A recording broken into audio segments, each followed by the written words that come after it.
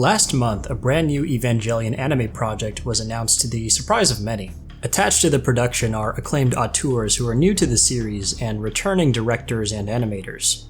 Most fans seem to be excited with this new direction, but there are also some who say this new project is redundant. EVA is a series that tried to end several times with mixed opinions from fans. Regardless of each iteration's reception, they were always produced with clear intention and vision from the original director of the series, Hideaki Anno. So this new project presents several questions. Do we really need this? Is there anything left to say with the series? And what new direction will they take without Anno's influence? That got me thinking about another 30-year-long franchise about mechs and shadowy government organizations that tried to end itself like 100 times, Metal Gear. Much like EVA, the original director intended to move on from the series and pass the creative reins to the next generation. The difference here is that while the door remains open for Anno to return, Kojima's situation is more complicated. Since his departure from Konami, we have received two new Metal Gear projects, one that Konami and most fans want to forget even existed, and a mostly solid remake, at least from what I've heard. There's also a remaster which was met with a lukewarm reception, although it has received some patches over time to fix those initial issues. After all the ire Konami drew in the 2010s, their return to the IP after Survive was played extremely safe. I recently ran a poll on my channel, and many fans of the series were more confident in the brand continuing this safe approach, with remakes being the most popular option. However, much like Evangelion, Metal Gear is a landmark series in its respective medium. I think it's impossible that the idea of a Metal Gear Solid 6 hasn't crossed the mind of Konami executives. I ran another poll on whether Konami needed Kojima's input on a brand new Metal Gear entry, and most of my viewers said yes. So we're in an interesting catch-22 when it comes to this potential scenario. Like it or not, Konami is probably going to entertain the idea of an MGS 6 at some point in the future, but a lot of fans agree that Kojima's input would be needed for this to be a successful endeavor. The likelihood of Kojima collaborating with Konami, who burned him and his team pretty badly, on a series that he has wanted to move on from for decades is slimmer than Raiden's waistline. Tasty. With all that being said, I thought it would be interesting to research the often overlooked creatives on past Metal Gear games and see who would be best suited to handle a new entry in Kojima's absence. Not a remake that they can reference, not a remaster for higher resolutions and frame rates, I'm talking MGS 6. Whether that's a prequel, a sequel, whatever. A new story, setting, characters, and gameplay ideas. Who is still working at Konami, and who has the chops to take this on? A few ground rules before we get into this.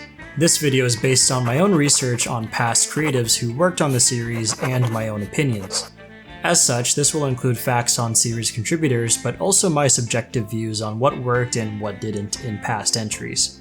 So my word is not gospel, feel free to share your own opinion, just be civil about it. I'm also not going to get into more technical roles like animators, programmers, and so on. These are important folks, obviously, but the focus for this video will remain on who can handle the big picture creative identity of this game, like the story, the direction, the music, and the character design. 2. I'm going off the past work history of the people I mentioned and assume they won't jump roles.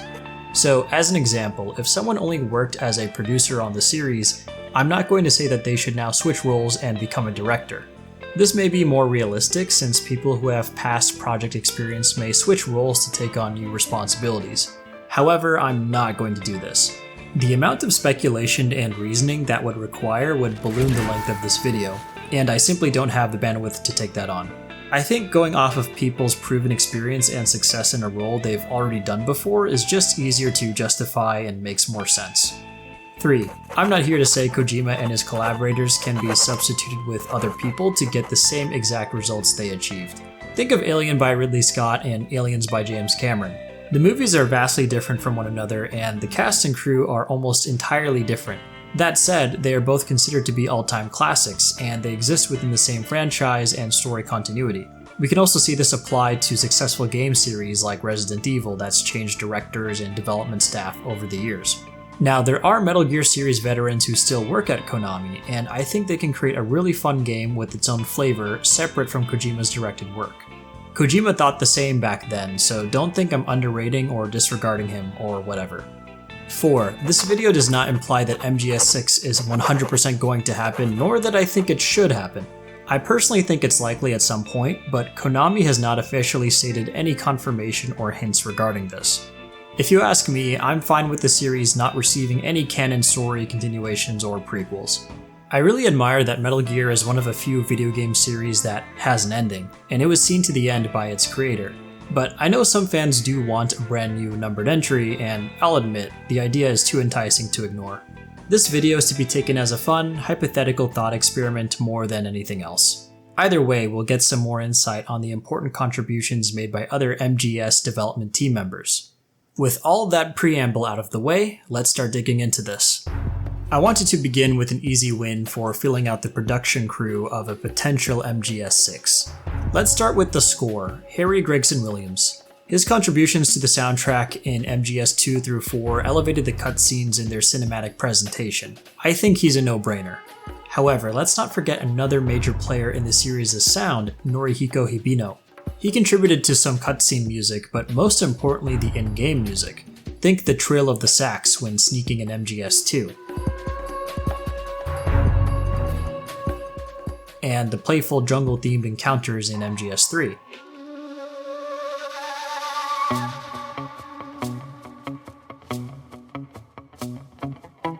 Lest we forget, he also composed the Snake Eater theme. Williams only composed a handful of tracks for Ground Zeroes, and Hibino hasn't worked on the series since Peace Walker. I think Ludwig Forsell's work was fitting for MGS 5, as it was going for a relatively subdued tone that was an outlier for the series. And considering that he may be busy collaborating on future Kojima projects, I think the composer duo of Williams and Hibino would be a great return for MGS 6. Honorable mention goes to Konami Kokeha Club for the MSX bangers as well as Tappy. Bring back the MGS main theme, goddammit.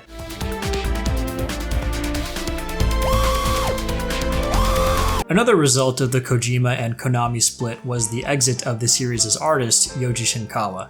I've said this before, but his touch on the series was just as impactful as Kojima's. Most of the character art and mechs in the mainline games were initially designed by him.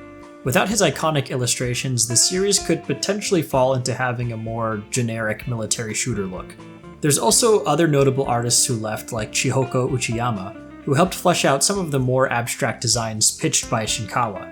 That said, there is a past collaborator who would likely not have a conflict of interest in returning to the series. Ashley Wood's art was used for the cutscenes in Portable Ops and Peace Walker, and he did the illustrations for some Metal Gear comic books. He's an award-winning artist, combining traditional and digital mediums with incredibly textured and stylized characters. Honestly, I think he's a perfect fit. Sensual women paired with gritty military aesthetics and giant robots. Yes! Yes! This guy and Shinkawa probably got along just fine. Add on top of that his extensive history of work in other comics, video games, and even films, and I think he is more than capable of cooking some incredible new designs, while remaining true to the series' pre-established look. Another person I'd like to pitch here is Ikuya Nakamura. He's a veteran of the series, with art credits linking back all the way to Metal Gear Solid 1. He's done 3D work, texturing, character design, and concept art, and several other technical roles across the series, from nearly all the mainline games to spin-offs. I would include him here, however, I think there's another crucial role he could fill instead, hint hint. We'll come back to him later. Okay, that covers audio and visuals, at least at a high level. Before we get to the writers and directors, I think it's important to highlight one key person that is instrumental in preserving the cool and authentic presentation factor in the cutscenes: Motosada Mori. Metal Gear has vampires and psychics, yeah, but have you noticed how real and practical the guards behave in cutscenes and gameplay after MGS1? You can thank Mori for that. And in case y'all don't know, this guy is basically the real-life Snake. Like, I'm not kidding, listen to his bio from this old MGS3 interview page I found. He roamed around the world at the age of 19. After battle experience in regional conflicts, he has participated in SWAT training instructions and the protection of the Dalai Lama 14th. He then became a writer. He has established Mori International, which specializes in the prediction of violent crimes, threat assessment, and countermeasures, and has since given advice as a specialist to corporations and security organizations. He also gives advice to the public on how to deal with stalkers, domestic violence, and teaches self-defense. If you're ever bored, read up on him. Dude is a legend. What's more relevant is that he served as a military advisor for all 5 mainline games, providing his expertise to the team on realistic combat tactics. From how characters handle guns, to CQC, to how guards clear a room and communicate, it was all based on real techniques he shared. He even did some of the CQC motion capture himself. This is a crucial detail that juxtaposes the bizarre and surreal elements of the series.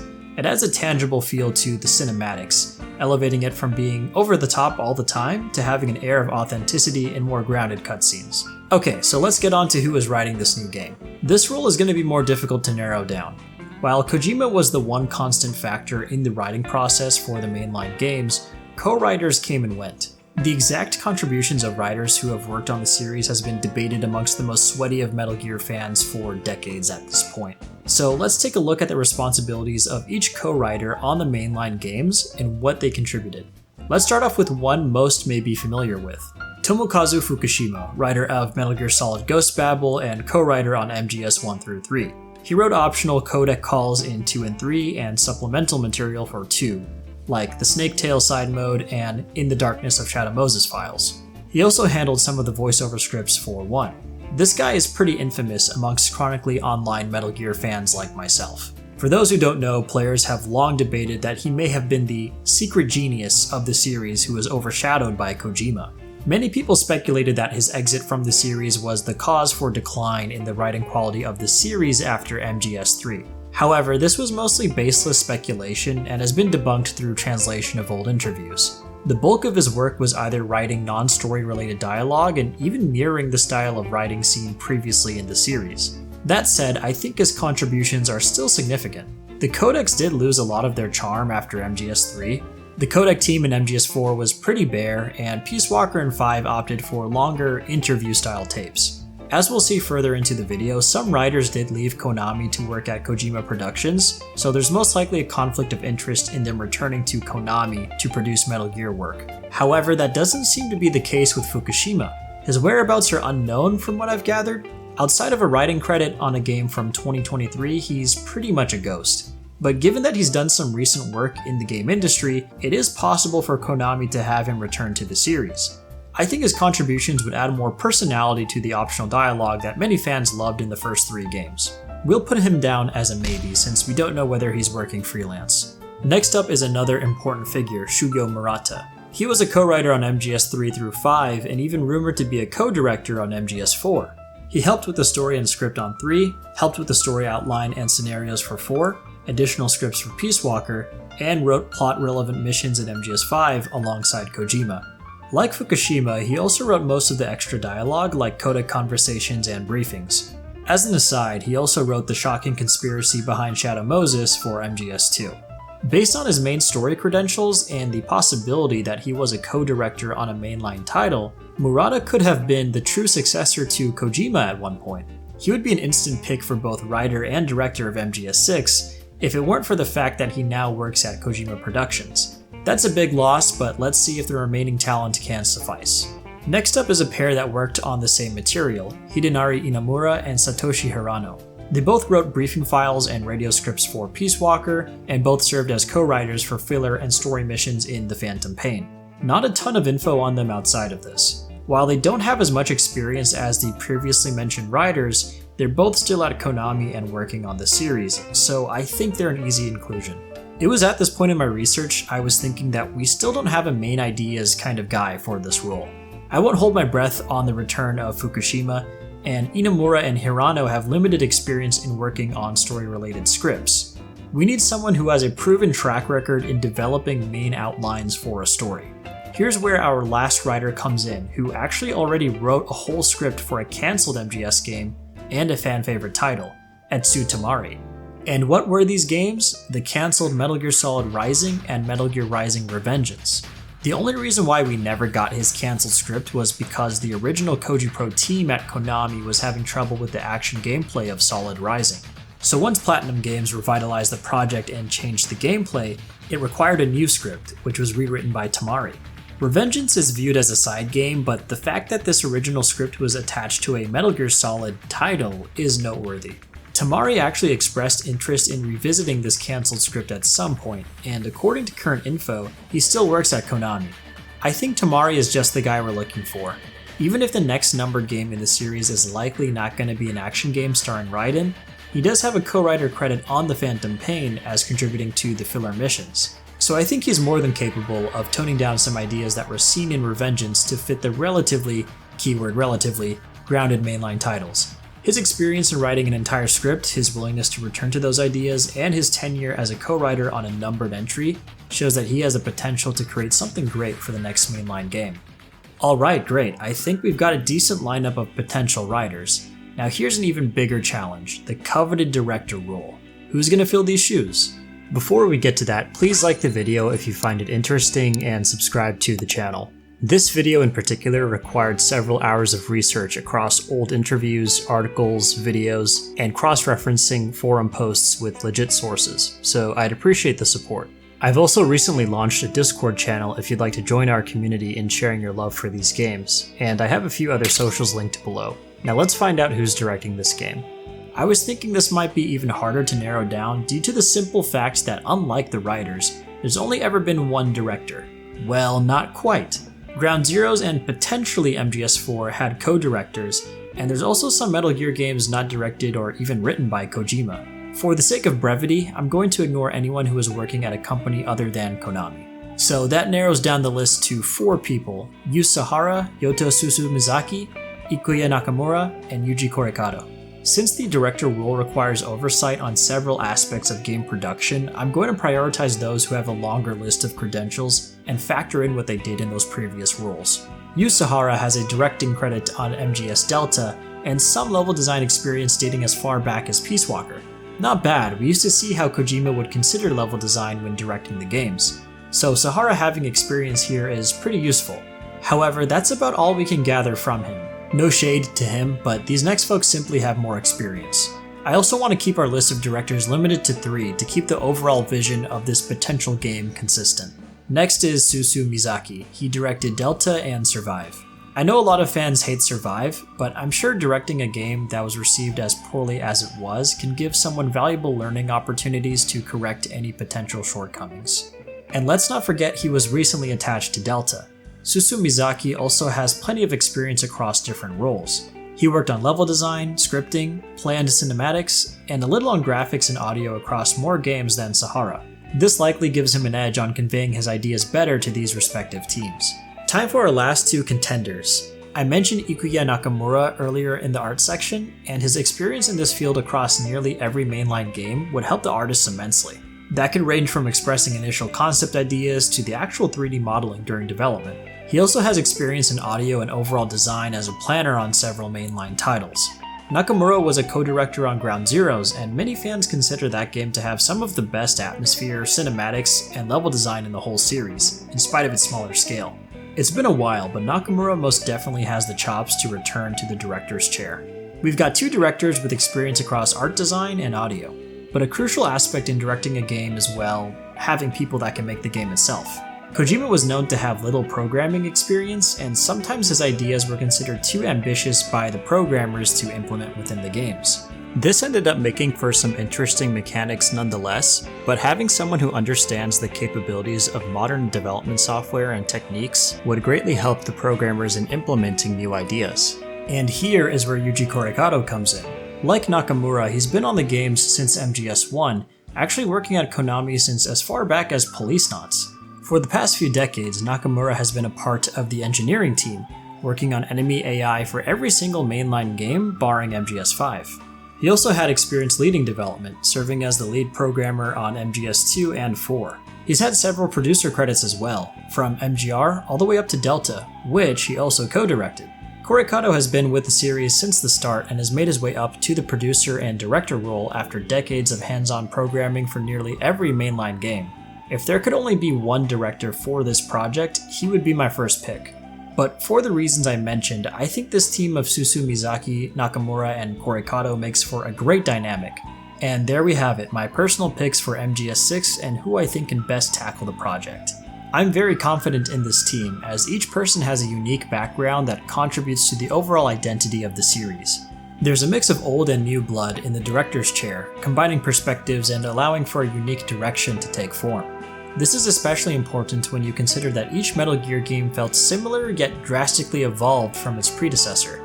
But perhaps what's more important than any role I covered so far is the capability of the entire team to leave a message behind for players.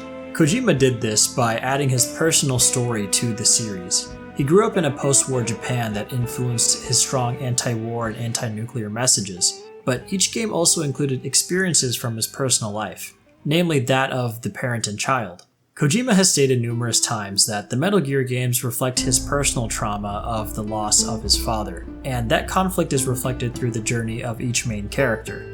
So this next generation of talent taking up the Metal Gear mantle will have to consider that and introduce their own ideas, their own personal touch.